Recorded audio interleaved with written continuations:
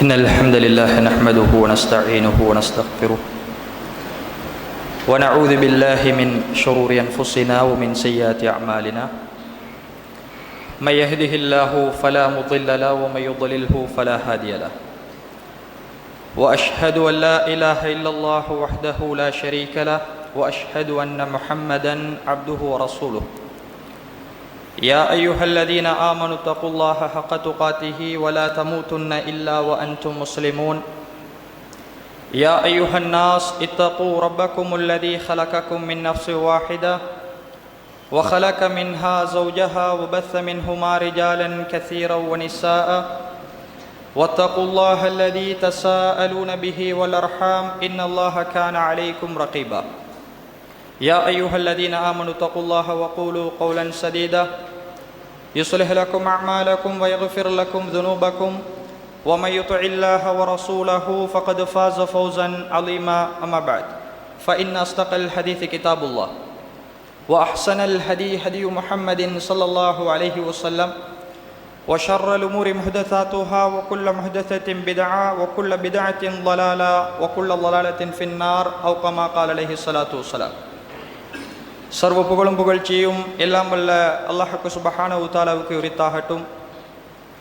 சலாமும் ஸலவாத்தும் இறுதி தூதர் பெருமானார் நபிகள் நாயகம் ஸல்லல்லாஹு அலைஹி வஸல்லம் அவர்கள் மீதும் அன்னாரை பின்பற்றி வாழ்ந்த சஹாபாக்கள், தாபீன்கள், தபவு தாபீன்கள், நல்லடியார்கள் எம் அனைவர்கள் மீதிலும் என்றென்றும் எப்போதும் உண்டாகட்டுமாக. கண்ணியத்திற்கும் பெருமதிப்புக்கும் உரிய அல்லாஹ்வுடைய நல்லடியார்களே, அன்பு சகோதரர்களே, புனிதமிக்க ரமலானுடைய மாதத்தில்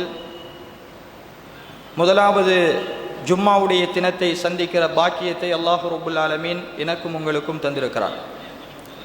அதற்காக நானும் நீங்களும் அல்லாஹுக்கு முதற்கண் நன்றி செலுத்தியவர்களாக இந்த புனிதமிக்க ரமலானுடைய மாதத்தின் ஆரம்ப காலகட்டத்தில் இருந்து கொண்டிருக்கிற நாம் இதற்கு முன்னுள்ள பல ஹுத்துபாக்களில் ரமலானுடைய மாதத்தின் சிறப்புகள் குறித்தும் நோன்புடைய சிறப்புகள் குறித்தும் இதில் எந்த அளவுக்கு நாங்கள் அமல்களில் ஆர்வம் காட்ட வேண்டும் என்பது குறித்தும் பல செய்திகள் எங்களுக்கு முன்னால் சொல்லப்பட்டிருக்கிறது.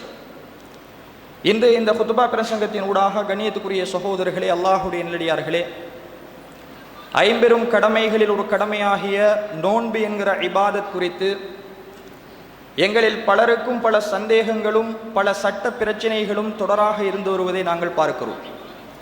எனவே இந்த குத்துபா பிரசங்கத்தின் ஊடாக நோன்பு சம்பந்தமான சட்டங்களை விரிவாகவும் சுருக்கமாகவும் உங்களோடு பகிர்ந்து கொள்ளலாம் என்று ஆசைப்படுகிறேன். ஆரம்பமாக ரமலானுடைய நோன்பு என்பது நபிகள் நாயகம் ஸல்லல்லாஹு அலைஹி வஸல்லம் அவர்கள் மீது கடமையாக்கப்படுவதற்கு முன்னால் அல்லாஹுடைய தூதர்வர்கள் வேறு ஏதாவது நோன்பு நோட்டிருக்கிறார்களா என்கிற வரலாற்று பின்னணியை கணியத்துக்குரிய சகோதரர்களை நாங்கள் பார்த்தால், ரமலானுடைய நோன்பு இந்த உம்மத்தின் மீது கடமையாக்கப்படுவதற்கு முன்னால் ரசூலுல்லாஹி ஸல்லல்லாஹு அலைஹி வஸல்லம் அவர்கள் மக்காவில் இருக்கிற பொழுது மக்கத்து குறைஷிகளோடு சேர்ந்து ஆஷுராவுடைய நோன்பை நோட்டிருக்கிறார்கள் என்கிற செய்தியை நாங்கள் புகாரியிலே பார்க்கிறோம். முஹர்ரம் மாதத்தின் 10வது நாள் நோக்கப்படுகிற ஃபிரௌனிடமிருந்து மூசா நபியை அல்லாஹ் பாதுகாத்ததற்காக குறைஷிகள் ஆஷுராவுடைய அந்த 10வது நோன்பை முஹர்ரத்திலே நோற்று வந்தார்கள். அப்போ ரசூலுல்லாஹி ஸல்லல்லாஹு அலைஹி வஸல்லம் அவர்களும் ரமலானுடைய நோன்பு கடமையாக்கப்படுவதற்கு முன்னாடி ஆஷுராவுடைய நோன்பை மக்காவிலும் ரசூலுல்லாஹ் நோற்றார்கள். பிறகு ஹிஜ்ரத்து செய்து அல்லாஹுடைய தூதரவர்கள் மதீனாவுக்கு வந்ததன் பின்னாடி மதீனாவிலும் யூதர்கள் ஆஷுராவுடைய நோன்பை நோட்பதை கண்ட அல்லாஹுடைய தூதர் அவர்களும் அந்த நோன்பை நோட்டார்கள், சஹாபாக்களை நோக்குமாறு கட்டளையிட்டார்கள். அப்போ ஆஷுராவுடைய நோன்பு தான் ரமலானுடைய நோன்புக்கு முன்னால் இருந்த கடமையான ஃபர்லான நோன்பு என்பதை நாங்கள் ஹதீதுகளிலே பார்க்கிறோம். ரசூலுல்லாஹ் நோன்பு நோட்டார்கள், சஹாபாக்களுக்கு அந்த ஆஷுராவுடைய நோன்பை நோக்குமாறு கட்டளையிட்டார்கள். அதனால் மதீனாவிலே இருந்த ஒட்டுமொத்த சஹாபாக்களும் ஆஷுராவுடைய நோன்பைத்தான் ரமலானுடைய நோன்புக்கு முன்னதான ஒரு கடமையான நோன்பாக பார்த்தார்கள், நோட்டார்கள் என்கிற செய்தியை புகாரியில் பார்க்கிறோம். பிறகு ஆயிஷா ரலியல்லாஹு அன்ஹா அவர்கள் சொல்கிறார்கள், ஹிஜ்ரி 2ஆம் ஆண்டு நபிகளார் மக்காவில் இருந்து மதீனாவுக்கு போய் ஹிஜ்ரி 2ஆம் ஆண்டு கடமையான ரமலானுடைய நோன்பு கடமையாக்கப்பட்டதன் பின்னாடி ஆஷுராவுடைய நோன்பு என்பது சுன்னத்தான நோன்பாக மாற்றப்பட்டது. அப்ப ரமலானில் அல்லாஹ் 30 நாள் அல்லது 29 நாள் கட்டாயம் நோன்பு பிடிக்க வேண்டும் என்கிற குர்ஆன் வசனம் இறங்கியது. அதன் பின்னாடி ஆஷுராவுடைய நோன்பு விரும்பியவர் நோக்கலாம், விரும்பியவர் விடலாம் என்கிற நிலைக்கு ஆக்கப்பட்டதுங்கிற செய்தியை கண்ணியத்துக்குரிய சகோதரர்களை நாங்கள் புகாரிலே பார்க்கிறோம். இதுதான் ரமலானுடைய மாதத்தில் நோன்பு கடமையாக்கப்பட்டதன் பின்னணி. யா அய்யுஹல்லதீன ஆமனு குதிப அலைக்குமுஸ் ஸியாமு கமா குதிப அலல்லதீன மின் கப்லிக்கும் லஅல்லக்கும் தத்தகூன். இந்த ரமலானுடைய மாதத்து நோன்பு கூட நபிகள் நாயகம் ஸல்லல்லாஹு அலைஹி வஸல்லம் அவர்களுக்கும் சஹாபாக்களுக்கும் இரண்டு விதமாக கடமையாக்கப்பட்டது என்பதை குர்ஆனிலே பார்க்கிறோம். ஆரம்பத்தில் அல்லாஹ் ரப்பல் ஆலமீன் முன் சென்ற சமுதாயத்தவர்கள் மீது நோன்பு கடமையாக்கப்பட்டதை போல் உங்கள் மீதும் நோன்பை நாங்கள் கடமையாக்கி இருக்கிறோம் என்று சொல்லிவிட்டு அடுத்ததாக சொல்கிறான், வஅலல்லதீன யுதீகுனஹு ஃபித்யத்துன் தஆமு மிஸ்கீன். ரமலானுடைய நோன்பை உங்களில் யாருக்கு பிடிக்க முடியாதோ ஒரு ஏழைக்கு உணவளிக்கட்டும் என்பதுதான் ஆரம்பத்தில் நோன்பு கடமையாக்கப்பட்ட சட்டம். அப்ப விரும்பிய சஹாபாக்கள் ரமலானில் நோன்பு பிடித்தார்கள். விரும்பிய சஹாபாக்கள் நோன்பை விட்டுவிட்டு ஏழைகளுக்கு உணவளித்தார்கள் என்பதை பார்க்கிறோம். அல்லாஹ் சொல்கிறான், வஅன்தஸூமு கைருல் லக்கும். அப்ப ஆரம்பத்தில் நோன்பை அல்லாஹ் தெரிவு செய்வதன் அடிப்படையில் கடமையாக்கினான். விரும்பினால் பிடிக்கலாம், விரும்பினால் விடலாம். இருந்தும் அல்லாஹ் சொல்கிறான், நீங்கள் ஏழைகளுக்கு உணவளித்து நோன்பை விடுவதை விட நோன்பு பிடிப்பதே உங்களுக்கு சிறந்தது. பிறகு அடுத்த வசனம் இறங்குகிறது, ஷஹ்ரு ரமலான் அல்லதி உன்ஸில ஃபீஹில் குர்ஆன் ஹுதல் லின்னாஸி வ பையினாத்தின் மினல் ஹுதா வல் ஃபுர்கான் ஃபமன் ஷஹித மின்குமுஷ் ஷஹ்ர ஃபல்யஸும். ஆரம்பத்தில் இருந்த சட்டத்தை அல்லாஹ் பிறகு மாற்றுகிறான். உங்களில் யார் இந்த ரமலானுடைய மாதத்தை அடைகிறாரோ அவர் ஒவ்வொருத்தரும் கட்டாயமாக ரமலானில் நோன்பு பிடிக்க வேண்டும் என்று இந்த ரமலானுடைய நோன்பு ஒவ்வொருத்தரும் மீதும் கட்டாய கடமையாக ஆக்கப்பட்டது. அப்ப ஆரம்பத்தில் விரும்பினால் பிடிக்கலாம் என்கிற நிலையில் இருந்து பிறகு அல்லாஹ் சட்டத்தை மாற்றுகிறான். ரமலானில் ஒவ்வொருவரும் கட்டாயமாக இந்த ரமலானுடைய நோன்பை நோற்றே ஆக வேண்டும் என்பதை சூரத்துல் பக்ரா 185வது வசனம் சொல்லிக் கொண்டிருப்பதை கண்ணியத்துக்குரிய சகோதரர்களை பார்க்கிறோம். அதற்கு பிறகு இருந்த அல்லாஹுடைய தூதரவர்கள் இஸ்லாத்தினுடைய 50 கடமைகளில் நோன்பும் ஒரு கடமை என்று இந்த உம்மத்தின் மீது கடமையாக்கினார். அல்லாஹுடைய தூதர் தன்னுடைய வாழ்க்கையில் ரமலானுடைய நோன்பை 9 வருடங்கள் ரசூலுல்லாஹ் நோட்டார்கள் என்பதை பார்க்கிறோம். ஹிஜ்ரி 2ஆம் ஆண்டு கடமையாக்கப்படுகிறது. அல்லாஹுடைய தூதரவர்கள் ஹிஜ்ரி 11வது ஆண்டு ரபியுல் அவ்வலிலே மரணிக்கிறார்கள். கிட்டத்தட்ட 9 ஆண்டுகள் ரசூலுல்லாஹ் தன்னுடைய வாழ்க்கையில் இந்த ரமலானுடைய கடமையான நோன்பை நோட்டார்கள். எனவே கண்ணியத்துக்குரிய சகோதரிகளே, சுருக்கமாக இந்த வரலாற்று பின்னணியை நாங்கள் புரிந்து கொண்டு நாங்கள் நோன்பு நோக்கிறோம். எல்லோரும் நோன்போடு வந்து அல்லாஹுடைய இந்த மாளிகையில் ஒன்று குழும்பி இருக்கிறோம். நோன்பு சம்பந்தமான சில அடிப்படையான செய்திகளை நானும் நீங்களும் புரிய வேண்டும். அதுல முதலாவது, யாரிடத்தில் 4 நிபந்தனைகள் ஒன்று சேருமோ அவர் மீது ரமலானுடைய மாதத்தில் நோன்பு வைப்பது கட்டாயமான கடமை. முதலாவது நிபந்தனை, அவர் முஸ்லிமாக இருக்க வேண்டும். இரண்டாவது நிபந்தனை, அவர் பருவ வயதை அடைந்தவராக இருக்க வேண்டும். மூன்றாவது நிபந்தனை, அவர் புத்தி உள்ளவராக இருக்க வேண்டும். நான்காவது நிபந்தனை, அவர் நோன்பு பிடிப்பதற்கு உடல் ரீதியான சக்தி உள்ளவராக இருக்க வேண்டும். இந்த 4 நிபந்தனைகளும் யாரின் மீது இருக்கிறதோ அவர் மீது ரமலானில் நோன்பு வைப்பது கட்டாயமான கடமை. ஒருவர் முஸ்லிம் இல்லை என்றாலும் அவருக்கு நோன்பு கடமை இல்லை. ஒருவர் பருவ வயதை அடையாத சிறுவனாக இருந்தாலும் அவர் மீது நோன்பு கடமை இல்லை. விரும்பினால் பிடிக்கலாம் என்று இஸ்லாம் சொல்கிறது. பருவ வயதை அடைந்தால் நோன்பு கடமை, ஆணாக இருந்தாலும் பெண்ணாக இருந்தாலும். மூன்றாவது நிபந்தனை, அவர் புத்திசாலியாக புத்தி உள்ளவராக இருக்க வேண்டும். புத்தி பேதலித்தவர்கள், பைத்தியம் பிடித்தவர்களின் மீது நோன்பு கடமை இல்லை என்பதை அல்லாஹுடைய தூதர்கள் சொல்கிறார்கள்.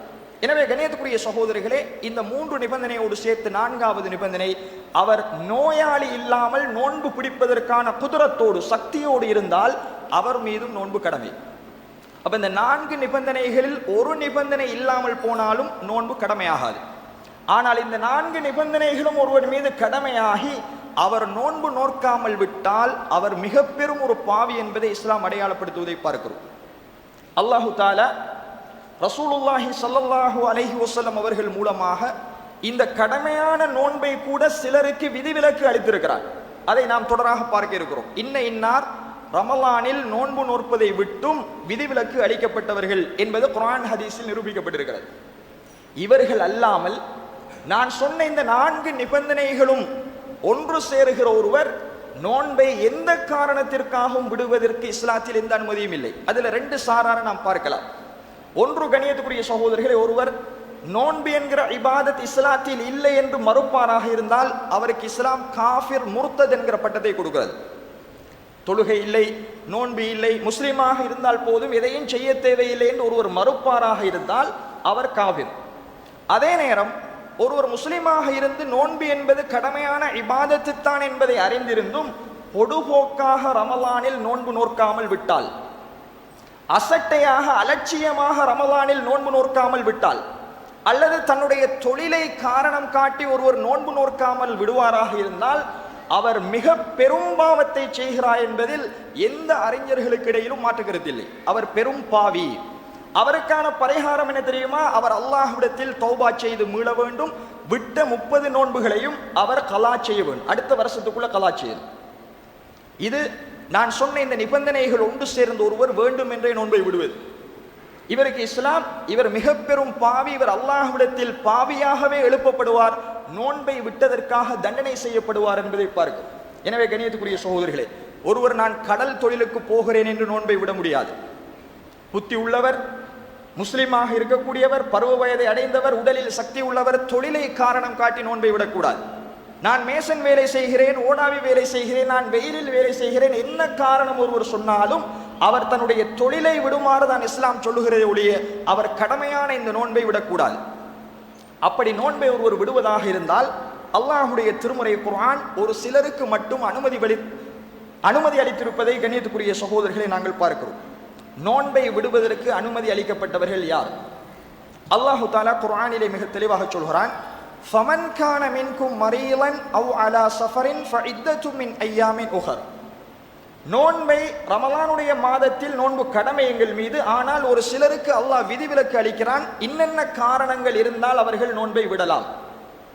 அதுல முதலாவது சாரார் நோயாளிகள்.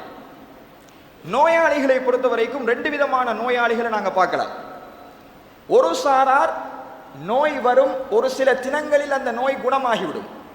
ரமலானுடைய ஒரு 10 நாட்கள் நோயாளியாக இருக்கிறார், 11வது நாள் அவருடைய நோய் குணமாகிவிட்டது என்று சொன்னால் அவர் மீதமுள்ள நோன்புகளை கட்டாயம் பிடிக்க வேண்டும். அதே நேரம் அல்லாஹ் சொல்கிறான், உங்களில் யார் நோயாளியாக இருக்கிறாரோ அவர் அந்த விட்ட நோன்புகளை கணக்கிட்டு அடுத்த ரமலானுக்குள் கலா செய்ய வேண்டும் என்று இஸ்லாம் சொல்கிறது.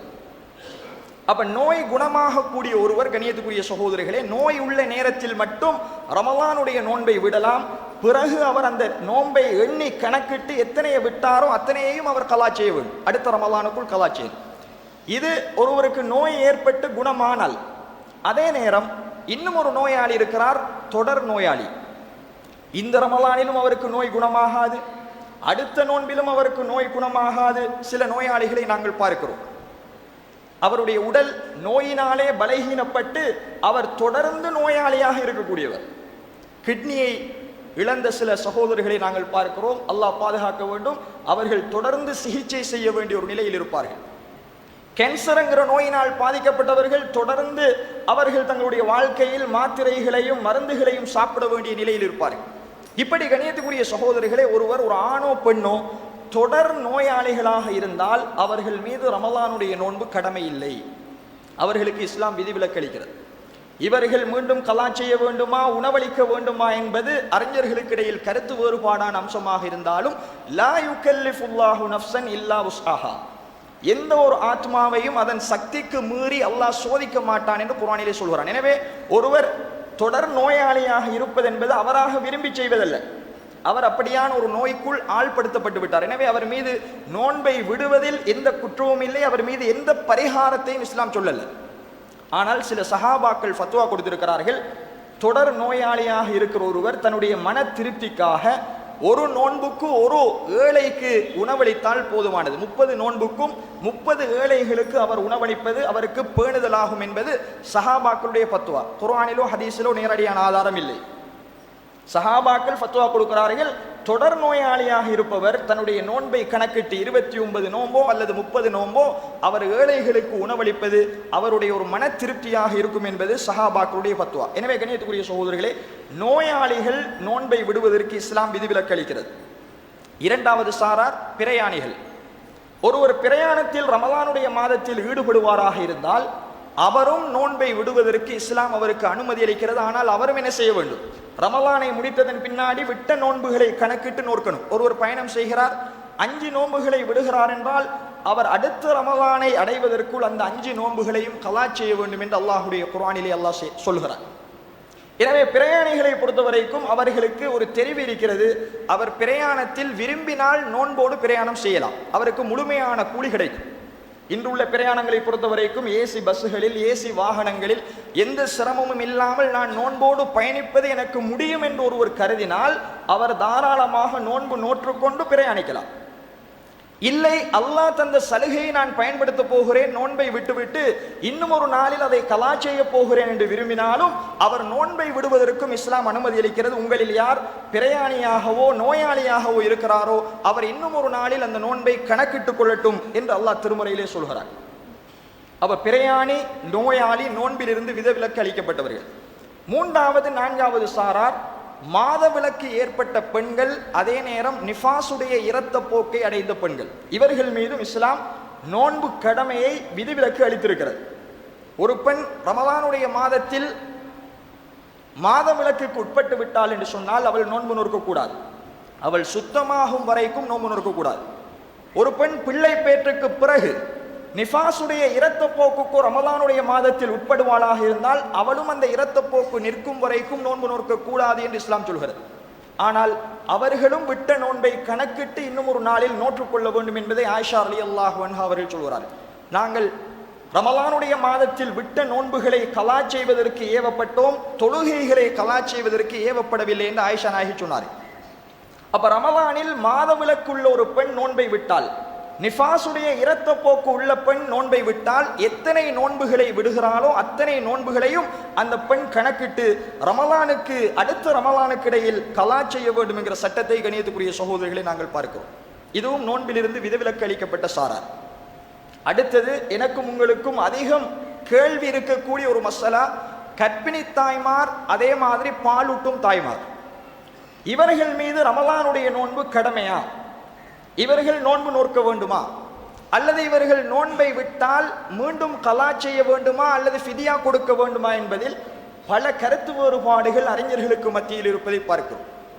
நபிகள் நாயகம் ஸல்லல்லாஹு அலைஹி வஸல்லம் சொன்னார்கள், அல்லாஹ் ரப்புல் ஆலமீன் ஒரு பிரயாணியை விட்டும் அரைவாசி தொழுகையை இல்லாமல் ஆக்கிவிட்டான், நோன்பையும் இல்லாமல் ஆக்கிவிட்டார். ஒரு பிரயாணி பிரயாணம் செய்தால் 4 ரக்காத்து தொழுகையை 2ஆக தொழுவார். அப்ப தொழுகையினுடைய அரைவாசி ஒரு பிரயாணிக்கு இல்லாமல் ஆக்கப்பட்டிருக்கிறது. அதே மாதிரி ரசூலுல்லாஹ் சொன்னார்கள், ஒரு கர்ப்பிணி தாயை விட்டும் ஒரு பாலூட்டும் தாயை விட்டும் அல்லாஹ் ரப்புல் ஆலமீன் நோன்பு என்கிற கடமையை இல்லாமல் ஆக்கிவிட்டான். இது சஹீஹான ஆதாரபூர்வமான ஹதீஸை சுனன் நசாயிலே நாங்கள் பார்க்கிறோம். அப்ப அடிப்படையில் இஸ்லாம் ஒரு பெண் பாலூட்டும் தாயாகவோ கர்ப்பிணி தாயாகவோ இருந்தால் அவள் மீது நோன்பை கட்டாயமான கடமையாக ஆக்கவில்லை. அதே நேரம் கண்ணியத்துக்குரிய சகோதரிகளே, ஒரு பெண் கர்ப்பத்தோடு இருக்கிறாள், பாலூட்டுகிற நிலையில் இருக்கிறாள், அவளுக்கு எந்த பிரச்சனையும் இல்லை, நோன்பு நோற்பதால் அவள் நோன்பு நோக்க போகிறேன் என்று விரும்பினால் நோன்பு பிடித்தால் முழு கூலியும் கிடைக்கும். பிரயாணியை போல் பிரயாணத்தில் ஒருவர் நோன்பு பிடித்துக் கொண்டு பயணிப்பதால் அவருக்கு பிரச்சனை இல்லை என்றால் எப்படி அவருக்கு நோன்பு கூடுமோ அதே மாதிரி கர்ப்பிணி தாயாக இருக்கிற ஒரு பெண் நோன்பு பிடிக்க விரும்பினால் அவள் பிடிக்கலாம். பாலூட்டும் தாய் நோன்பு பிடிக்க விரும்பினால் பிடிக்கலாம், முழு ரமலானுடைய நோன்பின் கூலியும் அவளுக்கு கிடைக்கும். ஆனால் நோன்பு பிடிப்பதால் வயிற்றில் உள்ள குழந்தைக்கு ஏதாவது பாதிப்பு வந்துவிடும் என்று அவள் பயந்தாள், நோன்பு பிடிப்பதால் பாலூட்டும் குழந்தைக்கு ஏதாவது தீங்கு வரும் என்று அவள் பயந்தால் நோன்பை விடலாம் என்று இஸ்லாம் சொல்கிறது. ரமலானுடைய 30 நோன்பையும் அவர்கள் விடலாம், கர்ப்பிணி தாயும் விடலாம், அதே நேரம் பாலூட்டும் தாயும் விடலாம். இவர்கள் விட்டால் அடுத்த ரமலானுக்குள் கலா செய்ய வேண்டுமா என்றால் எந்த ஒரு குர்ஆன் வசனமும் ஹதீஸும் அவர்கள் கலா செய்ய வேண்டும் என்பதற்கு இல்லை. அப்படி கலா செய்ய வேண்டும் என்கிற ஒரு சட்டம் வந்தால் அது இன்னும் பெண்கள் மீது கஷ்டமாகும். கர்ப்பிணியாக இருக்கிற பொழுது 1 வருடத்து நோன்பை விடுகிறார், பாலூட்டுகிற பொழுது 2 வருடத்து நோன்பை விடுகிறார். மொத்தம் 90 நோன்புகளை விட வேண்டிய ஒரு நிலைக்கு 3 வருடத்து நோன்பை ஒரு பெண் விடுகிறாள். அதை அவள் கலா செய்ய வேண்டிய நிலையில் இருக்கிற பொழுது இன்னும் ஒரு குழந்தை உருவாகிவிட்டால் மீண்டும் 3 மாதத்து நோன்பை விட வேண்டிய நிலைக்கு வர வேண்டும். அப்படி இஸ்லாம் யாரையும் கஷ்டப்படுதல. இப்படி கணக்கிட்டு 3 வருடத்து நோன்பையும் கலா செய்ய வேண்டும் என்கிற அளவுக்கு எந்த சட்டமும் குர்ஆனிலும் ஹதீஸிலும் இல்லை. அப்போ ஒரு பாலூட்டும் தாய் கர்ப்பிணி தாய் நோன்பை விடலாம், அவர்கள் மீது கலா இல்லை. ஆனால் சஹாபாக்களுடைய சில ஃபத்வா இருக்கிறது. இப்னு அப்பாஸ் ரலியல்லாஹு அன்ஹு சொல்கிறார்கள், ஒரு கர்ப்பிணி தாயோ பாலூட்டும் தாயோ ரமலானில் நோன்பை விட்டால் ஒரு நோன்புக்கு ஒரு மிஸ்கீனுக்கு அவர்கள் உணவளித்தால் போதும். 30 நோன்பு என்றால் 30 மிஸ்கீன்களுக்கு அவர்கள் உணவளிப்பது அவர்களுக்கு போதுமானது, அவர்களுடைய மனதுக்கு ஆறுதலானதுங்கிற செய்தியை சஹாபாக்களுடைய ஃபத்வாக்கள் சொல்லுவதை பார்க்கிறோம். எனவே கண்ணியத்துக்குரிய சகோதரர்களே, அந்த அடிப்படையில் எங்களுடைய தாய்மாரோ மனைவியரோ பாலூட்டும் தாயாகவோ கர்ப்பிணியாகவோ இருந்தால் அவர்கள் விரும்பினால் நோன்பு நோக்கலாம். அவர்கள் மீது அது சிரமமாக இருக்குமாக இருந்தால் நோன்பை தாராளமாக விடலாம். 30 நாளைக்கும் 30 ஏழைகளுக்கு அவர்கள் உணவளிப்பது, ஒரு வேளை சாப்பாடு கொடுப்பது போதுமானதுங்கிற சட்டத்தை ஆரம்பமாக கண்ணியத்துக்குரிய சகோதரர்களே, அல்லாஹ்வுடைய நடிகார்களை நாங்கள் புரிந்து கொள்ள வேண்டும். இந்த 6 சாராரும் நோன்பு பிடிப்பதற்கு விதிவிலக்கு அளிக்கப்பட்டவர்கள். 7வது சாரார் தள்ளாடும் வயதில் இருக்கிற முதியவர்கள். அது பெண்ணாக இருந்தாலும் ஆணாக இருந்தாலும் அவர்கள் உடல் ரீதியாக பலகீனப்பட்டு நோன்பே பிடிக்க முடியாத நிலைக்கு போனவர்கள். அல் ஆஜிசு அனி ஸௌம், நோன்பு பிடிப்பதை விட்டும் இயலாமையில் இருக்கக்கூடியவர்கள். தள்ளாடுகிற வயது, ஒரு 90 வயதை தாண்டியவர் அல்லது ஒரு 70 வயதை தாண்டியவருக்கு உணவு உண்ணாமல் வாழ முடியாது. அந்த அளவுக்கு அவருடைய உடல் சோர்வும் அவருடைய உடல் மிக பெரும் ஒரு பலகீனத்துக்கும் ஆள்பட்டிருக்கும்.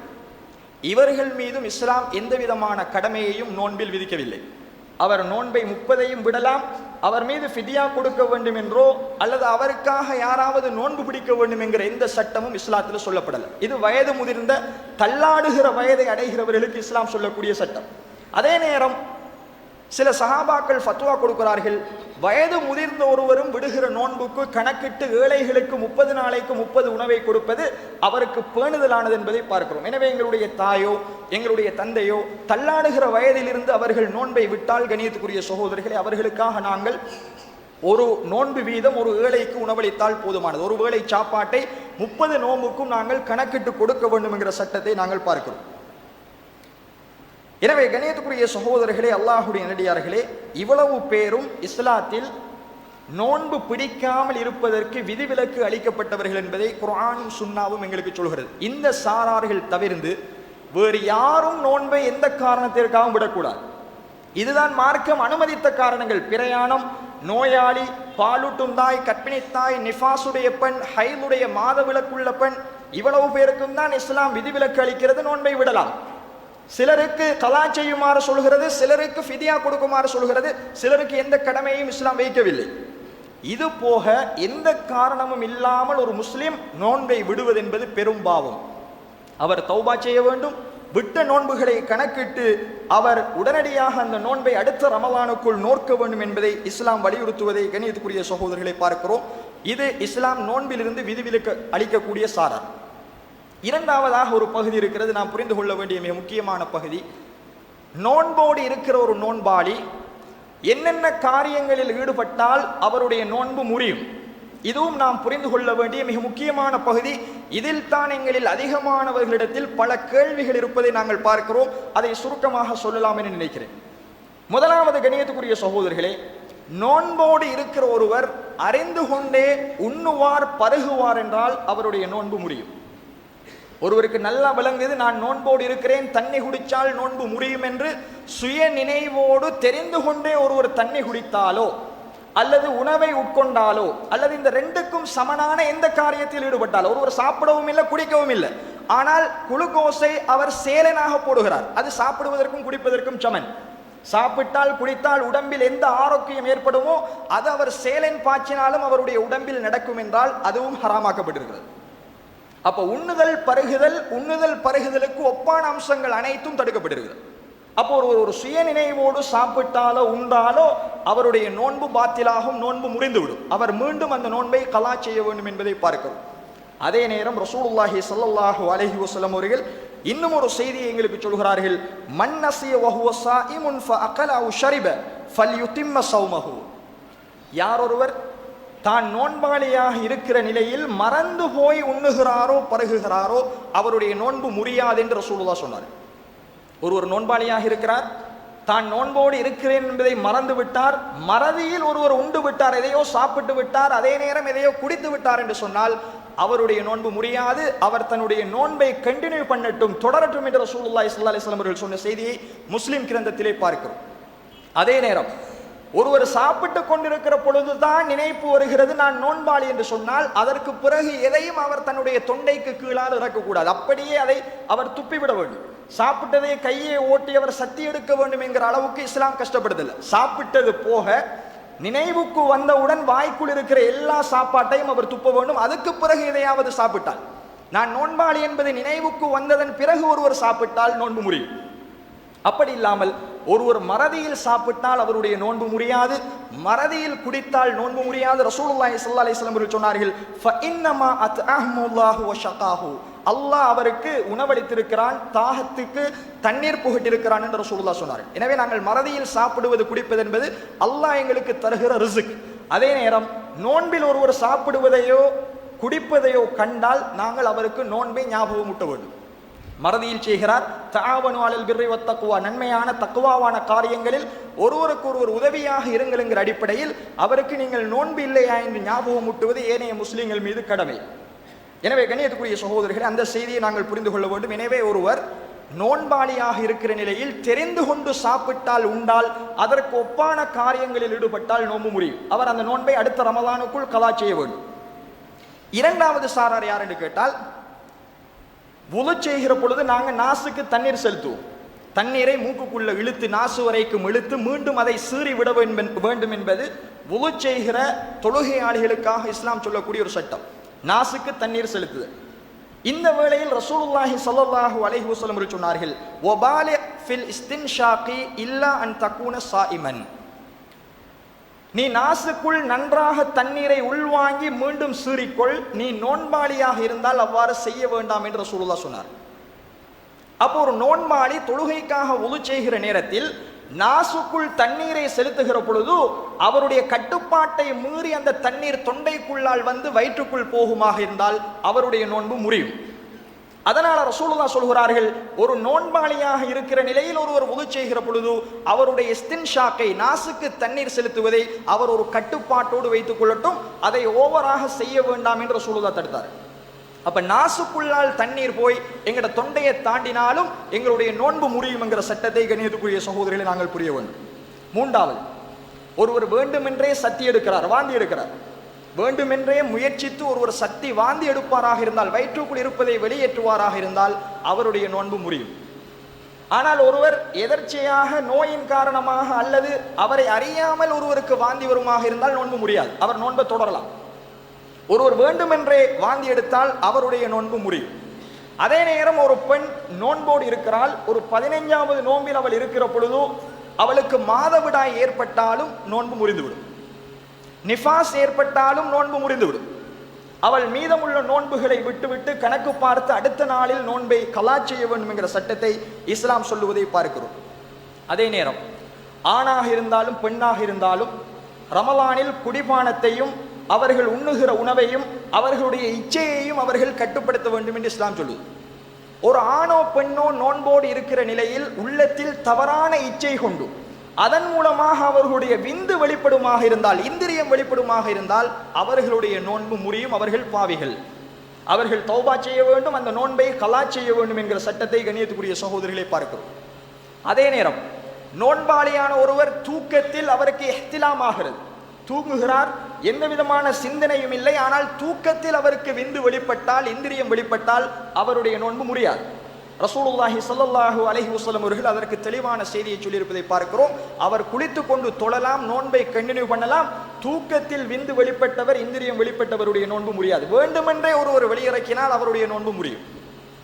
இதையும் கண்ணியத்துக்குரிய சகோதரர்களே, அல்லாஹ்வுடைய நல்லடியார்களே, நோன்பை முறிக்கக்கூடிய காரியங்களாக நாங்கள் பார்க்கிறோம். அடுத்ததாக, நோன்போடு இருக்கிற நிலையில் பகல் பொழுதில் ஒருவர் மனைவியோடு குடும்ப உறவில் ஈடுபட்டால் அவருடைய நோன்பு முறியும், அவர் ஒரு பெரும் பாவத்தை செய்தவராவார்.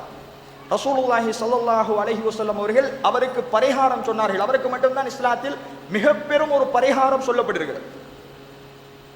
நோன்போடு பகலில் ஒருவர் மனைவியோடு வீடு கூடிவிட்டால் அவருக்கு இஸ்லாம் சொல்லுகிற சட்டம், அவர் ஒரு அடிமையை விடுதலை செய்ய வேண்டும். அவருக்கு அடிமையை விடுதலை செய்ய முடியாவிட்டால் தொடராக 2 மாதங்கள் அவர் நோன்பு நோக்க வேண்டும்.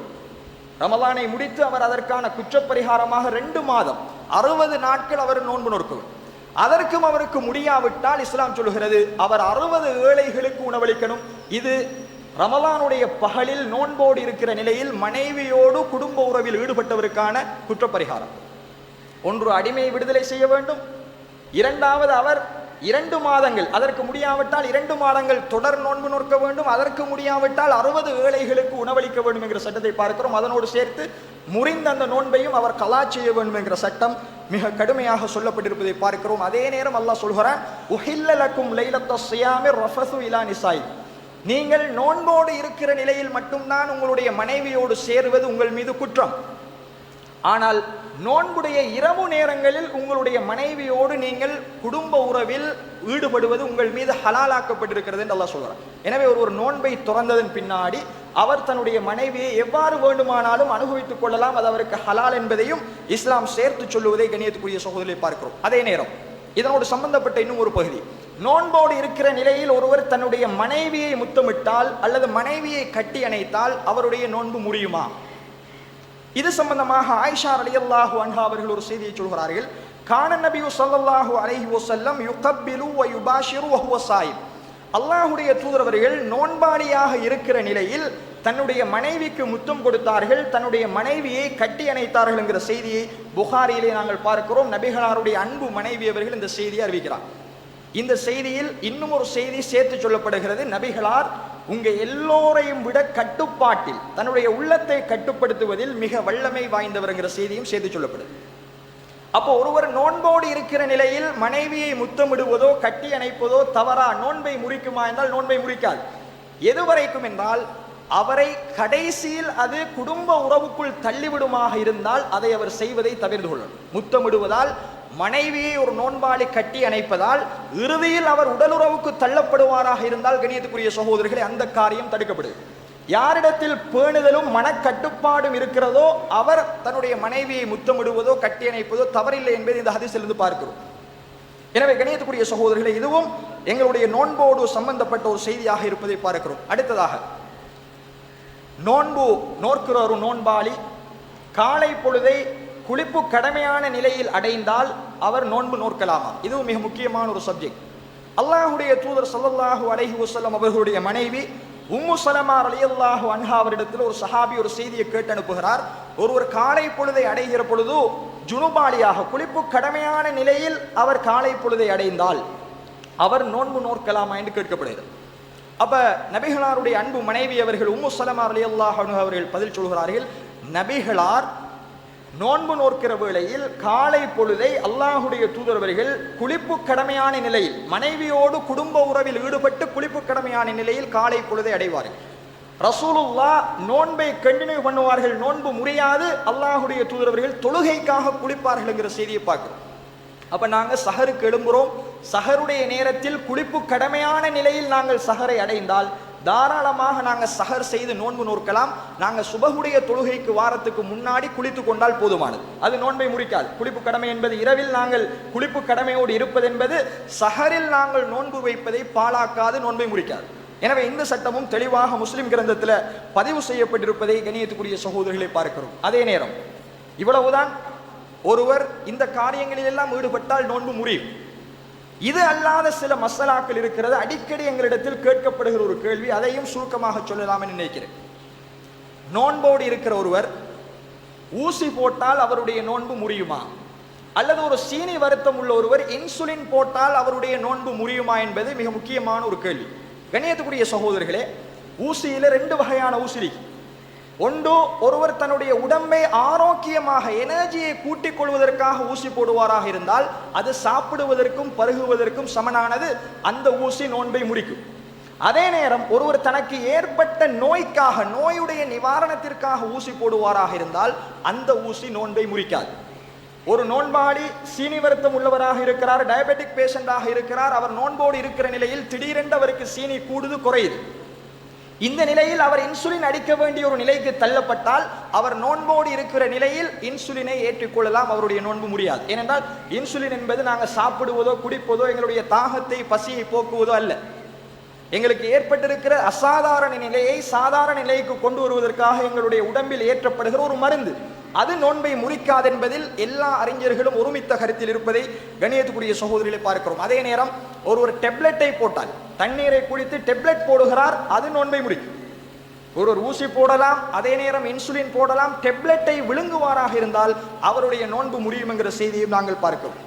அடுத்ததாக, நோன்பாளி ஒருவர் இரத்தம் குத்தி எடுக்கலாமா? நாங்கள் நோன்போடு இருக்கிறோம், திடீரென்று எங்களுக்கு பிரஷரை செக் பண்ண வேண்டிய ஒரு நிலைக்கு தள்ளப்படுகிறோம், திடீரென்று சீனியை செக் பண்ண வேண்டிய ஒரு நிலைக்கு தள்ளப்படுகிறோம். ஒரு லெபரட்டரிக்கு நாங்கள் ஒரு ஆய்வு கூடத்துக்கு போய் ரத்தம் கொடுக்கலாமா என்று கேட்டால் அதுவும் ஒரு நோன்பாளியின் நோன்பை முறிக்காது. நாங்கள் இன்னொருவருக்கு இரத்த தானம் செய்து அதனால் எங்களுடைய உடம்பு பலகீனப்படுமாக இருந்தால் அதுதான் நோன்பை முறிக்கும். அப்படி அல்லாமல் எங்களோட வீட்டில் சீனி பார்க்குற மெஷின் இருக்கிறது, ஒரு ஊசியால் குத்தி அந்த இரத்தத்தை நாங்கள் சீனி கூடியிருக்கா குறைஞ்சிருக்கான்னு பார்த்தால் நோன்பு முடியாது. ரசூலுல்லாஹ் நோன்பாளியாக இருக்கிற நிலையில் இரத்தம் குத்தி எடுத்தார்கள் என்கிற பல செய்தியை நாங்கள் பார்க்கிறோம். எனவே ஒருவர் தன்னுடைய உடம்பிலிருந்து இரத்தத்தை குத்தி எடுப்பது அல்லது சிறுங்கியில் ஒரு அளவான இரத்தத்தை சோதனைக்காக பரிசோதனைக்காக எடுப்பது என்பது அவருடைய நோன்பை முறிக்காது என்கிற செய்தியை கணியத்துக்குரிய சகோதரர்களை பார்க்கிறோம். அதே நேரம் ஒரு ஆஸ்மா நோயாளி, ஒரு ஆஸ்துமா நோயாளி அவருடைய மூச்சு திணறலுக்காக இன்ஹேலர் என்கிற அந்த பம்பை பாவிக்கலாமா? இது நோன்பை முறிக்குமா என்றால் இதுவும் நோன்பை முறிக்காது. அது அவருடைய இருதயத்தில் ஏற்பட்டிருக்கிற அந்த சுவாச பிரச்சனையை, நுரையீரலில் ஏற்பட்டிருக்கிற சுவாச பிரச்சனையை சரி செய்யுமே அல்லாமல் அது அவருடைய உணவாகவோ பானமாகவோ வயிற்றை நிரப்புகிற எனர்ஜியை கொடுக்கிற ஒரு சாமானாகவோ அமையாது. அதனால் அறிஞர்கள் சொல்கிறார்கள், இதெல்லாம் தற்காலத்தில் எழுகிற பிரச்சனைகள், ஃபிக்ஹுன் நவாசில் என்று சொல்லுவோம். இதற்கு குர்ஆனிலோ ஹதீஸிலோ நேரடியாக பார்க்க முடியாது. அப்ப எதை வைத்து இதை அளவிட வேண்டும் என்றால் அவர் செய்கிற காரியம் அவருடைய உடம்புக்கு சாப்பிடுகிற குடிக்கிற பவரை கொடுக்குமா இல்லையா என்பதை தான் பார்க்கணும். அதை கொடுக்குமாக இருந்தால் அது சம்பந்தமாக வருகிற எல்லாம் தடை, அதை கொடுக்காதென்றால் மற்றதெல்லாம் அனுமதி என்பதை நாங்கள் பார்க்கிறோம். அப்போ ஒரு இன்ஹேலரை பம்பாக யூஸ் பண்ணுவது அவருக்கு அனுமதி. அதே நேரம் ஒருவர் திடீரென்று மூச்சிழைப்புக்கு ஆளாகிறார், அவருக்கு ஆக்சிஜன் கொடுக்கப்படுகிறது என்றால் அவருடைய நோன்பு முடியாது. ஆக்சிஜன் என்பது சாப்பிடுவதோ குடிப்பதோ அல்ல. இதையும் கணியத்துக்குரிய சகோதரர்களை நாங்கள் புரிந்து கொள்ள வேண்டும். நான்காவது அம்சம், ஒருவர் நோன்பாளியாக இருக்கிற நிலையில் கண் வருத்தத்துக்கு உள்ளாகிறார், அவருடைய கண்ணுக்கு அவர் ஐ ட்ராப் விடலாமா? கண்ணுக்கு மருந்து விடுவது, காதுக்கு மருந்து விடுவது, மூக்குக்கு மருந்து விடுவது, இது அவருடைய நோன்பை முறிக்குமா என்று கேட்டால் கணியத்துக்குரிய சகோதரர்களே, இதுவும் அறிஞர்களிடத்தில் எல்லோரும் ஒருமித்த கருத்தில் இருக்கிறார்கள். ஒரு நோன்பாளி தன்னுடைய கண்ணுக்கு காதுக்கு மூக்குக்கு மருந்துகளை விடுவது என்பது அதுவும் அவருடைய நோன்பை முறிக்காது என்பதை நாங்கள் பார்க்கிறோம். அதே நேரம் நோன்பாளி ஒருவர் திடீரென்று காயத்துக்கு உள்ளாகி காயத்தால் இரத்தம் வருமாக இருந்தால் அந்த இரத்தத்தின் ஊடாகவும் அவருடைய நோன்பு முடியாது. எதெல்லாம் எங்களுடைய உடலுக்குள் உள்ளுக்கு செல்கிறதோ, வெளியிலிருந்து உள்ளுக்கு அனுப்புகிறோமோ, அதை எங்கட குடிக்கிற மாதிரியும் சாப்பிடுகிற மாதிரியும் எனர்ஜியை உண்டு பண்ணினால் அத்தனையும் எங்களுடைய நோன்பை முறிக்கும். ஆனால் எங்களுடைய உடம்பில் ஒரு சிறு வெட்டுக்காயம் ஏற்பட்டு எங்களுடைய உடம்பிலிருந்து இரத்தம் வருமாக இருந்தால் அல்லது பல்லிலிருந்து இரத்தம் வருமாக இருந்தால் நோன்பு முடியாது. இதை கணியத்துக்குரிய சகோதரிகளை நாங்கள் புரிந்து கொள்ள வேண்டும். பெரும் காயமாக இருந்து மிக கூடுதலான இரத்தம் வெளியாகி அவர் உடல் சோர்வால் மயக்க நிலைக்கு போவாராக இருந்தால் அவர் நோன்பை விடத்தான் வேண்டும், அவருடைய நோன்பு முடியும். ஏனென்றால் அவருக்கு மீண்டும் இரத்தம் பாய்ச்ச வேண்டிய நிலை, அவருக்கு சக்தி மருந்து மாத்திரைகள் கொடுக்க வேண்டிய நிலைக்கு அவர் தள்ளப்படுவார். அப்படி இல்லாமல் சிறு காயங்கள் எல்லாம் ஏற்பட்டால் நோன்பு முடியாது, அவர் தாராளமாக நோன்பை கண்டினியூ பண்ணலாம். அடுத்ததாக, நோன்பாளியாக இருக்கக்கூடிய ஒருவர் பல் துலக்கலாமா? நோன்பாளியாக இருக்கக்கூடியவர் சாப்பாட்டினுடைய உணவுகளின் டேஸ்டுகளை, உப்புகளை, சீனியை பார்க்கலாமா என்றால் எதுவரைக்கும் அது அனுமதி என்றால் அவர் பல் துலக்கலாம் தாராளமாக. ஆனால் பல் துலக்குகிற பர்பஸையோ பல்லுக்குள் நாங்கள் செலுத்துகிற தண்ணீரோ வாய்க்குள் செலுத்துகிற தண்ணீரோ அவருடைய ஜௌஃபை தொண்டையை தாண்டி வயிற்றுக்குள் வருமாக இருந்தால் நோன்பு முடியும். அது இல்லாமல் ஒரு கட்டுப்பாட்டோடு தாராளமாக பல் துலக்கலாம். அல்லாஹுடைய தூதரவர்கள் நோன்பாளியாக இருக்கிற நிலையிலும் நோன்பாளியாக இல்லாத நிலையிலும் பல் துளைக்கினார்கள் என்று பார்க்கிறோம். எனவே நமது சமூகத்தில் மூட நம்பிக்கையான சில செய்திகள் இருக்கிறது. ஒருவர் பல் துளைக்கினால் நோன்பு முறியும் என்று எந்த விதமான ஆதாரங்களும் இல்லை. ரசூலுல்லாஹ் நோன்பில் விசேடமாக மலக்குமார்களோடு இருந்தார்கள். ஜிப்ரீல் அலைஹிஸ்ஸலாம் அவர்களை ஒவ்வொரு இரவிலும் சந்தித்தார்கள். ரசூலுல்லாஹ் சுத்தமாக இருந்தார்கள். அல்லாஹுடைய தூதரவர்கள் அதிகம் ஒவ்வொரு தொழுகைக்கு முன்னாடியும் பல் துலக்குவதை வலியுறுத்தினார்கள். எனவே நாங்கள் நோன்பாளியாக இருக்கிற நிலையில் பல் துலக்குவது என்பது எங்களுடைய தொண்டைக்கு கீழால் அது போகாமல் இருந்தால் நோன்பை முறிக்காது. எனவே கண்ணியத்துக்குரிய சகோதரிகளே, அதே மாதிரி தான் உணவை ஒருவர் டேஸ்ட் பார்ப்பது, உப்பு இருக்கிறதா சீனி இருக்கிறதா என்று வாய்க்குள் எடுத்து பார்க்கிறார், துப்பி விடுகிறார், வாயை முழுமையாக சுத்தப்படுத்திக் கொள்கிறார், அதனுடைய எந்த பதார்த்தமும் அவருடைய தொண்டைக்குள்ளால் போகவில்லை என்றால் நோன்பு முடியாது. ஆனால் டேஸ்ட் பார்க்கிற பொழுது கட்டுப்பாட்டை இழந்து எங்களோட தொண்டைக்குள்ள போய்விடுமாக இருந்தால் நோன்பு முடியும். எனவே அது ஒவ்வொருத்தருடைய பேணுதலையும் பொறுத்திருக்கிறது. எனவே கண்ணியத்துக்குரிய சகோதரிகளே, இதுவும் ஒரு செய்தி. அடுத்ததாக, ஒருவர் வீதியால போகிறார், நோன்போடு போகிறார், வீதியில் இருக்கக்கூடிய சிகரெட் புகையை அவர் சுவாசித்தால் அவருடைய நோன்பு முடியுமா? ஒருவர் சிகரெட் குடித்தால் நோன்போடு நோன்பு முடியும், அதில் எந்த மாற்று கருத்தும் இல்லை.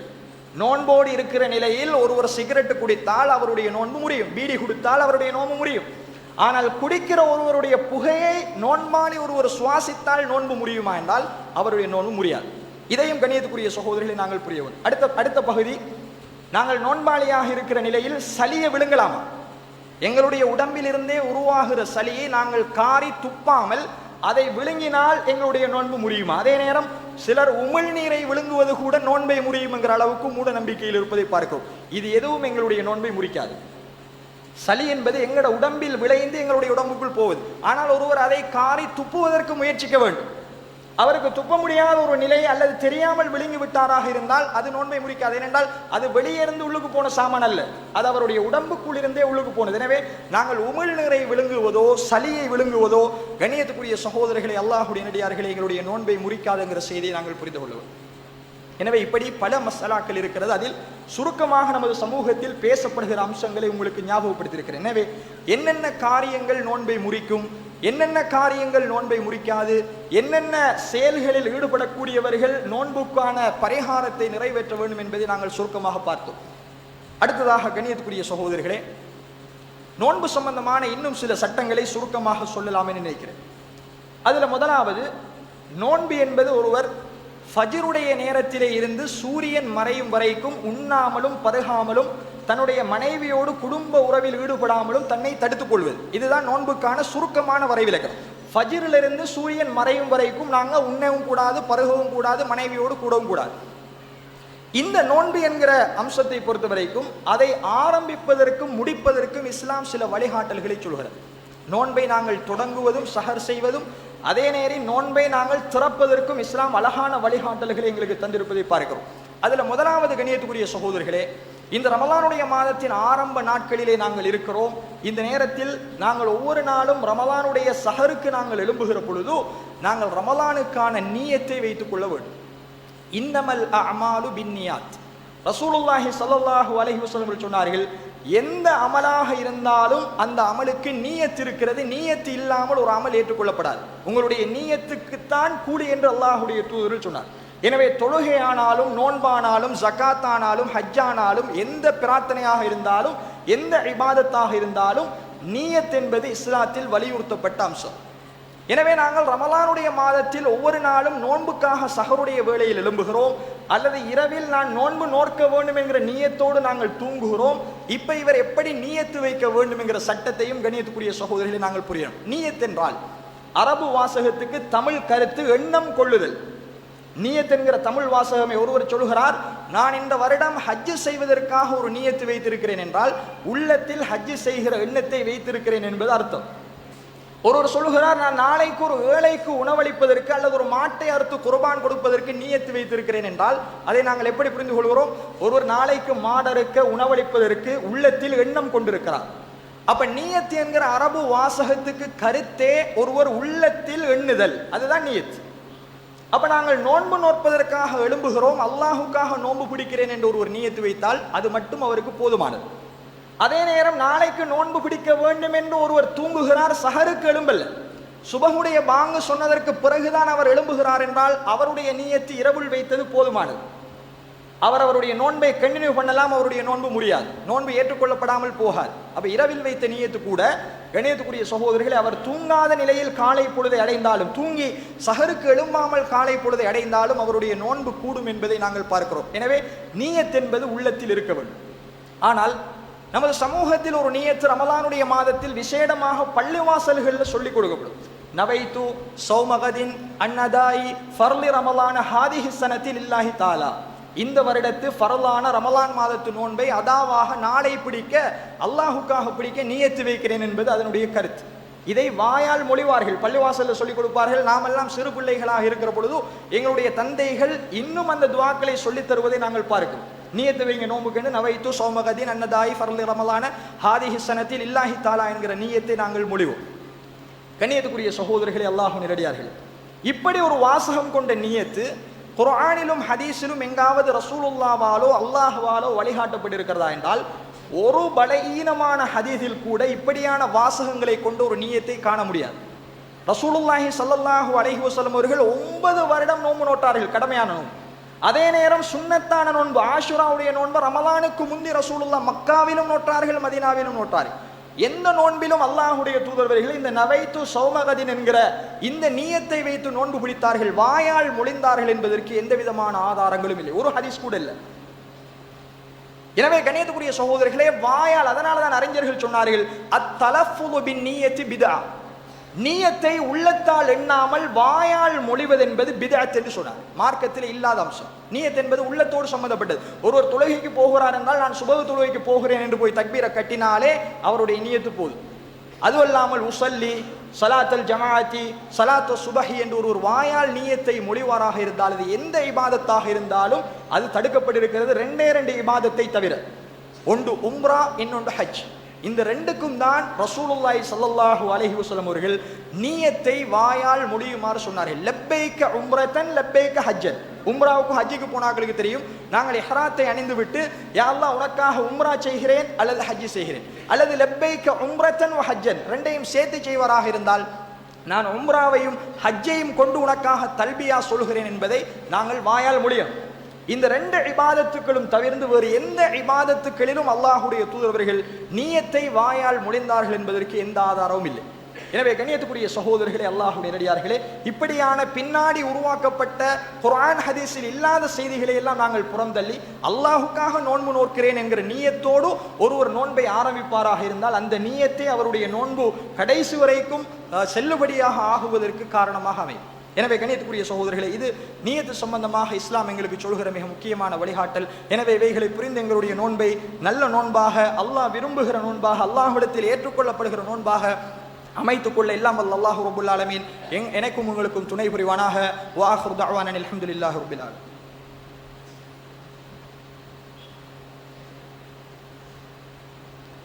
அல்ஹம்துலில்லாஹி ரப்பில் ஆலமீன். அஸ்ஸலாத்து வஸ்ஸலாமு அலா அஷ்ரஃபில் அன்பியா வல் முர்சலீன் வஅலா ஆலிஹி வஸஹ்பிஹி அஜ்மஈன். அம்மா பஅத். கண்ணியத்துக்குரிய சகோதரர்களே, அல்லாஹ்வுடைய நடிகார்களே, அல்லாஹுக்காக நோன்பு நோக்கிறேன் என்று நியத்து வைத்த ஒரு மூமினை பொறுத்த வரைக்கும் நோன்பில் இஸ்லாம் இன்னும் ஒரு மிக முக்கியமான சுன்னாவை எங்களுக்கு வலியுறுத்துகிறது. நீங்கள் தஸஹரு ஃபஇன்ன ஃபிஸ் ஸஹூரி பரகா, நீங்கள் சஹர் செய்யுங்கள், நிச்சயமாக சஹர் செய்வதில் பரக்கத் இருக்கிறது என்று ரசூலுல்லாஹ் சொன்னார். யூதர்களுக்கும் மூமின்களுக்குமான வித்தியாசம், அவர்கள் நோன்பு பிடிக்கிற பொழுது சஹர் செய்ய மாட்டார்கள், நீங்கள் நோன்பு வைக்கிற பொழுது சஹர் செய்யுங்கள், அதிலே அல்லாஹ் ரப்பல் ஆலமீன் பரக்கத்தை வைத்திருக்கிறான் என்று அல்லாஹுடைய தூதர் ஸல்லல்லாஹு அலைஹி வஸல்லம் அவர்கள் சொன்னார். எனவே ஒரு நோன்பாளி நோன்பை ஆரம்பிப்பதற்கு முன்னால் சஹர் செய்வது என்பது ரசூலுல்லாஹ்வுடைய சுன்னா. நாங்கள் நியத்து வைத்து சஹருக்கு எழும்பாமல் காலையில் எழும்பினால் கூட நோன்பு செல்லுபடியாகும். ஆனால் முடியுமான அளவுக்கு ஒரு எழும்பி எதை வேண்டுமானாலும் சாப்பிடலாம். ஒரு ஈச்சம்பழத்தை சாப்பிட்டுத்தான் அவர் சஹர் செய்தாலும் அதிலே அல்லாஹ் பரக்கத் செய்வார். அவர் தண்ணீரைத்தான் குடிக்க முடியும் அல்லது ஒரு டீயைத்தான் குடிக்க முடியுமாக இருந்தாலும் அதுவும் அவருக்கு சஹராக அமையும். ரசூலுல்லாஹ் ஒரு ஈச்சம்பழத்தில் நோன்பு பிடித்தார்கள் என்று பார்க்கிறோம், அல்லது ஒரு பால் கோப்பையில் ரசூலுல்லாஹ் நோன்பு பிடித்தார்கள் என்று பார்க்கிறோம், அல்லது ரசூலுல்லாஹ் தயிரில் வெண்ணெயில் அல்லாஹுடைய தூதர்கள் நோன்பு பிடித்தார்கள் என்று பார்க்கிறோம். எனவே சஹருடைய உணவு என்பது ரசூலுல்லாஹ்வுடைய மிக பெரும் ஒரு சுன்னா.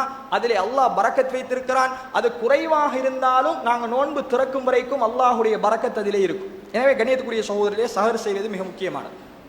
சஹர் செய்கிற நேரம் எந்த நேரம், இதுவும் மிக முக்கியமான ஒரு செய்தி. அல்லாஹுடைய தூதர் ஸல்லல்லாஹு அலைஹி வஸல்லம் அவர்கள் சொன்னார்கள், அன்ன பிலாலன் கான யுஅذிரு பிலைல், பிலால் ரலியல்லாஹு அன்ஹு அவர்கள் இரவில் பாங்கு சொல்லுவார். அவர் பாங்கு சொன்னால் குலு வஷ்ரபு ஹத்தா யுதன இப்னு உம்மி மக்தூம், இப்னு உம்மி மக்தூம் ரலியல்லாஹு அன்ஹு அவர்கள் ஃபஜ்ருடைய அதான் சொல்லும் வரைக்கும் நீங்கள் உண்ணுங்கள் பருகுங்கள் என்று ரசூலுல்லாஹ் சொன்னார்.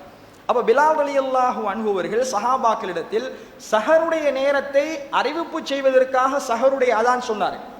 அப்ப பிலாலுடைய அதானை கேட்டால் சஹாபாக்கள் உண்ணுகுவதற்கும் பருகுவதற்கும் ஆரம்பிப்பார்கள். இப்னு உம்மி மக்தூம் இரண்டாவது அதான் சொல்லுவார், அது ஃபஜ்ருக்கான சுபஹுக்கான அதான். சுபஹுடைய அதான் சொல்லப்பட்டு விட்டால் அதோடு நீங்கள் உண்ணுகுவதையும் பருகுவதையும் நிறுத்திக் கொள்ளுங்கள் என்று ரசூலுல்லாஹி ஸல்லல்லாஹு அலைஹி வஸல்லம் சொன்னார். எனவே இப்னு உம்மி மக்தூம் ஃபஜ்ர் உதயமாகாமல் அதான் சொல்ல மாட்டார் என்றாங்க ரசூலுல்லாஹ். அப்ப ரெண்டு பேருடைய வாய்ஸையும், ரெண்டு சஹாபாக்களுடைய சத்தத்தையும் சஹாபாக்கள் புரிந்து வைத்திருந்தார்கள். இது பிலாலுடைய பாங்கு, இது இப்னு உம்மி மக்தூமுடைய பாங்கு என்று சஹாபாக்களுக்கு தெரியும். அதனால ரசூலுல்லாஹ் சொன்னார்கள், பிலால் பாங்கு சொன்னால் உண்ணுங்கள் பருகுங்கள், இப்னு உம்மி மக்தூம் பாங்கு சொன்னால் உண்ணுவதை பருகுவதை நிறுத்துங்கள். அப்ப அல்லாஹ் சொல்கிறான், குலு வஷ்ரபு ஹத்தா யதபையன லக்குமுல் ஹைத்துல் அபியது மினல் ஹைத்தில் அஸ்வதி மினல் ஃபஜ்ர். நீங்கள் ஃபஜ்ர் உதயமாகும் வரைக்கும் உண்ணுங்கள் பருகுங்கள். ஃபஜ்ர் உதயமானால் உண்ணவும் கூடாது பருகவும் கூடாது. அப்ப நாங்க சுபஹுடைய அதான் சொல்லப்படுவது ஃபஜ்ர் உதயமாகி விட்டது என்கிற அறிவிப்பு. அப்ப ஃபஜ்ருடைய அதான் சொல்லப்படுவதற்கு முன்னால் ஒரு நோன்பாளி சஹர் செய்வதை நிறுத்திக் கொள்ள வேண்டும். இது மிக முக்கியமான ஒரு அடிப்படை கணிதக்குரிய சூழல். நாங்கள் சாப்பாட்டை எல்லாம் நிறுத்தி குடிப்பதை எல்லாம் குடித்து எங்களுடைய வாயை முழுவதுமாக நாங்கள் சுத்தம் செய்து கொண்டு இபாதத்தை ஃபஜ்ருடைய அதான் சொன்னதிலே இருந்து நாங்கள் தொடங்க வேண்டும் என்பதை பார்க்கிறோம். அது எவ்வளவு நேரத்துக்கு? சூரியன் மறையும் வரைக்கும் ஒருவர் அதற்கு பிறகு எதையும் சாப்பிடக்கூடாது. சஹரில் சாப்பிட்டு பாங்கு சொன்னதன் பின்னாடி அவர் நிறுத்திவிட்டால் மீண்டும் சூரியன் மறைந்து மகரிபுடைய பாங்கை நாங்கள் அதற்கு அடையாளமாக கேட்கும் வரைக்கும் எதையும் நாங்கள் உண்ணவும் கூடாது பருகவும் கூடாது. அல்லாஹுக்காக பசித்து தாகித்து எங்களுடைய உணர்ச்சிகளை எல்லாம் இச்சைகளை எல்லாம் கட்டுப்படுத்தி நாங்கள் அல்லாஹுக்காக இபாதத்திலே இருக்க வேண்டும் என்பதை இஸ்லாம் சொல்கிறது. அதே நேரம் சஹர் செய்தல் இஃப்தார் செய்தல் என்பதை பொறுத்த வரைக்கும் ஒரு மூமின் அதிலும் சுன்னாவை பேண வேண்டும். அதுல மிக முக்கியமானது ரசூலுல்லாஹ் சொன்னார்கள், லா யஸாலுன் நாசு பிஹைரின் மா அஜ்ஜலுல் ஃபித்ர். எந்த ஒரு சமூகம் இஃப்தார் செய்வதை முற்படுத்துகிறார்களோ அவர்கள் நலவிலே இருக்கிறார்கள் என்று ரசூலுல்லாஹ் சொன்னார். இஃப்தார் செய்வதை முற்படுத்துவது என்றால் சூரியன் மறைந்து விட்டது என்பதை ஒருவர் கன்ஃபார்ம் பண்ணினால் அவர் என்ன செய்யலாம்? தாராளமாக நோன்பை திறக்கலாம். நோன்பு திறப்பதை அவசரப்படுத்த வேண்டும், நாங்கள் சஹர் செய்வதை பிற்படுத்த வேண்டும் என்று ரசூலுல்லாஹ் சொன்னார். நபிகளாருடைய சஹர் என்பதற்கும் சுபஹுடைய அதானுக்கும் எவ்வளவு நேரம் வித்தியாசம் இருந்தது என்றால் கதுரு ஹம்சீன ஆயா, 50 ஆயத்துக்களை குர்ஆனில் இருந்து ஓதுகிற இடைவெளி தான் ரசூலுல்லாஹ்வுடைய சஹருக்கும் சுபஹுடைய அதானுக்கும் இடையில் இருந்தது. அவ்வளவு நேரமும் ரசூலுல்லாஹ் கியாமுல் லைல் தொழுகையை தொழுவாங்க.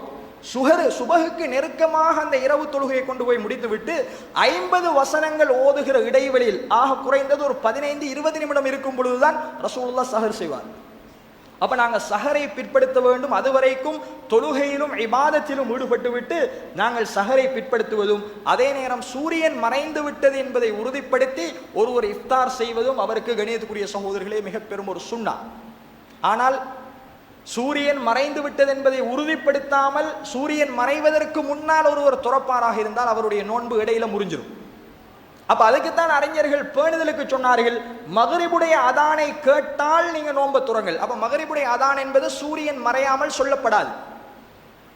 எனவே நாங்கள் மகரிபுடைய அதானை சூரியன் மறைந்ததற்கான ஒரு அடையாளமாக வைத்திருப்பதற்கு காரணம் அதுதான். அதுவல்லாமல் ஒருவர் சூரியன் மறைந்து விட்டது என்பதை 100% உறுதிப்படுத்தினால் அவர் தாராளமாக நோன்பை திறக்கலாம், நோன்பு திறப்பதை முற்படுத்தலாம். இது மிக பெரும் ஒரு சுன்னா என்பதை ரசூலுல்லாஹி ஸல்லல்லாஹு அலைஹி வஸல்லம் சொன்னார்.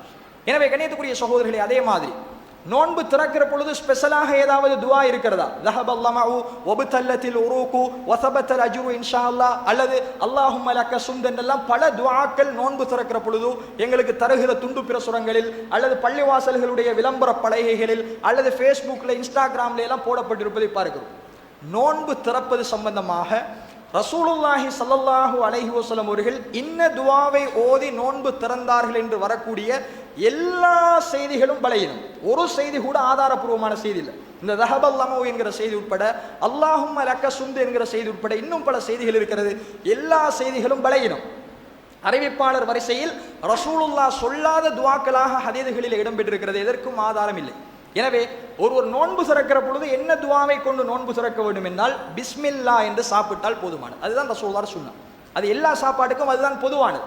எதை நாங்கள் சாப்பிடுவதானாலும் குடிப்பதானாலும் பிஸ்மில்லா என்று அல்லாஹுடைய பெயரை சொல்லி நாங்கள் ஈச்சம்பழத்தையோ தண்ணீரையோ இன்னும் பல பொருட்களையோ கொண்டு நோன்பை திறப்பது சுன்னா.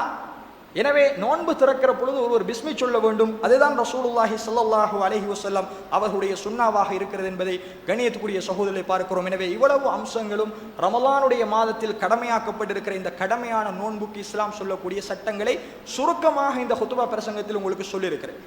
எனவே கண்ணியத்துக்குரிய சகோதரர்களே, அல்லாஹ்வுடைய நடிகார்களே, இந்த சட்டங்களை எல்லாம் புரிந்து யாருக்கெல்லாம் நோன்பு விதிவிலக்கு அளிக்கப்பட்டிருக்கிறது, யார் மீதெல்லாம் நோன்பு கட்டாயமான கடமை, எதை செய்தால் நோன்பு கூடும், எதை செய்தால் நோன்பு கூடாது என்பதில் நாங்கள் கவனமாக இருப்பது இந்த கடமையான இபாதத்தை சரிவர சுன்னாவின் அடிப்படையில் நிறைவேற்றுவதற்கு எங்களுக்கு உறுதுணையாக இருக்கும். முழுமையான கூலியை இது பெற்றுத்தரும். எனவே கண்ணியத்துக்குரிய சகோதரர்களை, இதை புரிந்து இந்த ரமலானுடைய நோன்பை கழிப்பதற்கு எல்லாம் வல்ல அல்லாஹ் ரப்பல் ஆலமீன் எனக்கும் உங்களுக்கும் துணை புரிய வேண்டும். இறுதியாக 2 செய்தியை சொல்லி முடித்துக் கொள்ளலாம் என்று நினைக்கிறேன்.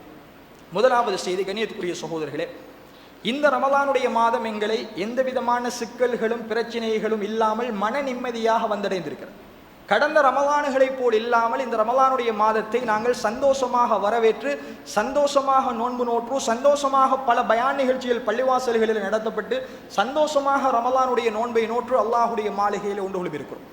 ஆனால் இதே நேரம் எங்களுடைய உறவுகள் பலஸ்தீனத்தில் காசாவில் மிக பெரும் இன்னல்களுக்கும் சாப்பிடுவதற்கு கூட உணவில்லாமல் சஹர் செய்வதற்கு கூட உணவில்லாமல் இஃப்தார் செய்வதற்கு கூட உணவில்லாமல் நிம்மதியாக தொழ முடியாமல் தராவீஹுடைய தொழுகையை கூட நிம்மதியாக தொழ முடியாமல் தங்குவதற்கு வீடு இல்லாமல் அந்த வெயிலில் அந்த கூலில் மிக பெரும் ஒரு சிரமத்துக்கு அந்த சமூகம் உட்பட்டிருப்பதை நாங்கள் மறந்துவிடக்கூடாது. எனவே இந்த சந்தர்ப்பத்தில் எங்களுடைய உறவுகளுக்காக நாம் அதிகம் அல்லாஹ்விடத்தில் பிரார்த்தனை செய்ய வேண்டும். அதே நேரம் எங்க எல்லோருடைய உள்ளத்திலும் இருந்த ஒரு மிக பெரும் ஏக்கம்தான், இந்த மக்களுக்காக எங்களால் எதுவும் செய்ய முடியாதா? இந்த இஸ்ரேல் செய்யக்கூடிய அட்டூழியம், இந்த ரமலானுடைய மாதத்திலும் அவர்களுக்கு நடக்கிற அநியாயங்களை யாரும் தட்டி கேட்க மாட்டார்களா? எங்களால் ஒரு சிறு உதவியை கூட இவர்களுக்கு செய்ய முடியாதா என்கிற ஒரு ஏக்கம் எங்க எல்லோருக்கும் இருந்தது. ஆனால் அல்லாஹ் ரப்புல் ஆலமீன் அதற்கான ஒரு தீர்வை எங்களுக்கு இப்பொழுது தந்திருக்கிறான். கண்ணியத்துக்குரிய சகோதரர்களே, எமது நாட்டின் அதிமேதகு ஜனாதிபதி ரணில் விக்ரமசிங்க அவர்கள் அண்மையில் ஒரு திட்டத்தை அறிமுகப்படுத்தினார். சில்ட்ரன் ஆஃப் காசா ஃபண்ட் என்கிற ஒரு நிதியத்தை உருவாக்கி இலங்கை திருநாட்டில் வாழுகிற எல்லா மக்களும் அந்த நிதியத்திற்கு அவர்களால் முடிந்த பண உதவிகளை கொடுத்து அந்த பணத்தை சேர்த்து அதை பலஸ்தீனத்தில் காசாவில் இருக்கிற குழந்தைகளுக்கு அதே நேரம் அங்குள்ள வறிய மக்களுக்கு கொண்டு போய் சேர்ப்பதற்கான ஒரு திட்டம் நமது நாட்டில் அறிமுகப்படுத்தப்பட்டு அமைச்சரவையின் அங்கீகாரமும் அதற்கு வழங்கப்பட்டு வரக்கூடிய ஏப்ரல் மாதம் 11ஆம் தேதி வரைக்கும் அந்த ஃபண்ட் கலெக்ட் பண்ணப்படுகிறது. அந்த நிதியத்திடம் ஒப்படைக்குமாறு அரசாங்கம் அறிவித்திருக்கிறது. நீங்களும் செய்திகளிலே அதை பார்த்திருப்பீர்கள். எனவே இது எங்களுக்கு அல்லாஹ் ரப்புல் ஆலமீன் இந்த தருணத்தில் ஏற்படுத்தி தந்திருக்கிற மிக அழகான ஒரு வாய்ப்பு. எங்களுடைய உறவுகளுக்கு எதுவும் செய்ய முடியாதா என்று ஏங்கிய நாம் அண்மையில் ஒரு 4 நாளைக்கு முதல் நீங்கள் செய்தி கேள்விப்பட்டிருப்பீர்கள், தாய்ப்பால் இல்லாமல் ஒரு பச்சிளம் குழந்தை மரணித்தது. அந்த தாயிடத்தில் தாய்ப்பால் சுரக்கிற அளவுக்கு சக்தி இல்லை, உணவு இல்லை, சாப்பாடு இல்லை. வெறும் ரொட்டி துண்டை சாப்பிட்டு குழந்தைக்கு பால் கொடுக்கவும் முடியாது, பொட்டிப்பால் கொடுப்பதற்கும் வசதி இல்லாத நிலையில் வைத்தியசாலையில் அந்த பச்சிளம் குழந்தை மரணித்த செய்தியை நாங்கள் பார்த்தோம். இப்படி ஒரு இக்கட்டான நிலையில் எங்களுடைய உறவுகள் இருக்கிற பொழுது கண்ணியத்துக்குரிய சகோதரர்களே, எங்களால் முடிந்த எவ்வளவு உதவி முடியுமோ அதை இந்த நேரத்தில் ஒரு வாய்ப்பை, ஒரு வசதியை எங்களுடைய அரசாங்கம் எங்களுக்கு ஏற்படுத்தி தந்திருக்கிறது. எனவே எங்களுடைய கல்முனை மண் சார்பாக எமது இந்த ஹுதா ஜும்மா பள்ளி வாசல் இந்த ஊர் மக்களிடத்திலே இருந்து பணத்தை சேர்த்து அதை அரசாங்கம் ஏற்படுத்தி இருக்கிற அந்த நிதியத்திடம் ஒப்படைப்பதற்கான ஒரு ஏற்பாட்டை செய்திருக்கும். கடந்த ஒரு வார காலமாக எமது பள்ளிவாசலில் வைக்கப்பட்டிருக்கிற எல்லா உண்டியல்களிலும் காசா மக்களுக்காக ஃபண்டு கலெக்ட் பண்ணப்படுகிறது, அவர்களுக்கான நிதி சேகரிக்கப்படுகிறது. இன்ஷா அல்லாஹ் எதிர்வரக்கூடிய 25ஆம் தேதி வரைக்கும் இந்த நிதியை நாங்கள் சேகரிப்போம். எனவே கண்ணியத்துக்குரிய சகோதரர்களை, எங்களுடைய உறவுகளுக்காக நாங்கள் ஒரு இஃப்தாருக்கே 2-3 ரூபாய் செலவழிக்கிறோம். நாங்கள் பிறநாள் வந்தாலே 10-15,000 50,000 செலவழிக்கிறோம். உணவில்லாமல், தண்ணீர் இல்லாமல், குடிப்பதற்கு எதுவும் இல்லாமல் மிக பெரும் சிரமத்துக்கு மத்தியில் இந்த நோன்போடு அல்லல் படுகிற எங்களுடைய உறவுகளுக்காக நாங்கள் இந்த நேரத்தில் உதவாவிட்டால் எங்களை விட துப்பாக்கியசாலிகள் வேறு யாரும் இல்லை, அநியாயக்காரர்கள் வேறு யாரும் இல்லை. எனவே எங்களால் முடியுமான உதவியை அல்லாஹுக்காக வாரி வழங்குங்கள். எங்களுடைய நியத்து தூய்மையாக இருந்தால் நிச்சயமாக அந்த பணத்தை அல்லாஹ் அவர்களுடைய கையிலே கொண்டு போய் சேர்ப்பான். அவர்களுடைய அந்த தாகத்தையும் அவர்களுடைய பசியையும் பட்டினியையும் அல்லாஹ் போக்குவான்.